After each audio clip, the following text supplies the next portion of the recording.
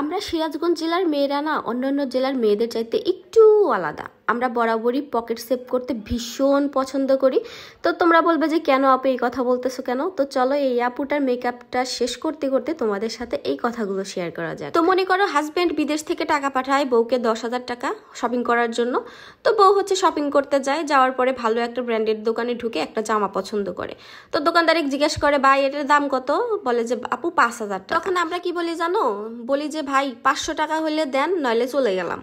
তো হচ্ছে দোকানদার তো বলে যে আপু যান, এটা দেওয়া যাবে না। তারপরে আরেকটু বাড়াই, যা ভাই 1,000 টাকা দিব, জামাটা দেন। তারপরে আরেকটু বাড়ানো হয়, তারপরে আরেকটু 2,000 টাকা পর্যন্ত হয়তো বা বলা হয়, তারপরে হচ্ছে দেয় না।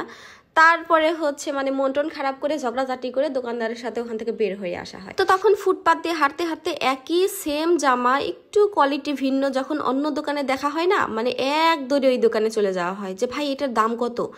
তো হচ্ছে যেহেতু ব্র্যান্ড আর নন ব্র্যান্ড ওনারা বলে যে 1500। তখন তো মনে করেন যে আমাদের খুশিতে মনের মধ্যে মুড়ি ফোটে, সোজা কথা, যে একই জামা ওখানে 5,000 টাকার এখানে পাইলাম 1500 টাকা, আমার অর্ধেক টাকাই সেভ হয়ে গেল। তো হচ্ছে জামাটা কিনা নিয়ে বাড়িতে আসি, আসার পরে সবাইকে যখন দেখাই, দেখো এই যে 5,000 টাকা দিয়ে জামা কিনছি। তো হচ্ছে গ্রামের মানুষ জামার কোয়ালিটি বোঝে না, 5,000 টাকা দিয়ে জামা কিনছে, অমুক না 5,000 টাকা দিয়ে জামা কিনছে। আর যারা একটু জামার কোয়ালিটি বোঝে, এই জামা আমি 5,000 টাকা দিয়ে কিনবো, এত আমি মাংনা দিলেও কিনবো না, এই কথা বলে। আবার হাজবেন্ড ফোন দিলে জামা কিনছো? হ্যাঁ এই দেখো আমি 5,000 টাকা দিয়ে জামা কিনছি, অথচ কিনছে 1500 টাকা দিয়া। ঠিক আছে, মনে করো যে জামাটা ঝাঁকায়া ঝাঁকায়া সবাইকে দেখাই আর মনের মধ্যে মুড়ি ফোটে যে কতগুলা টাকা হচ্ছে সেভ করছি, কতগুলা টাকা আমার কাছে আছে।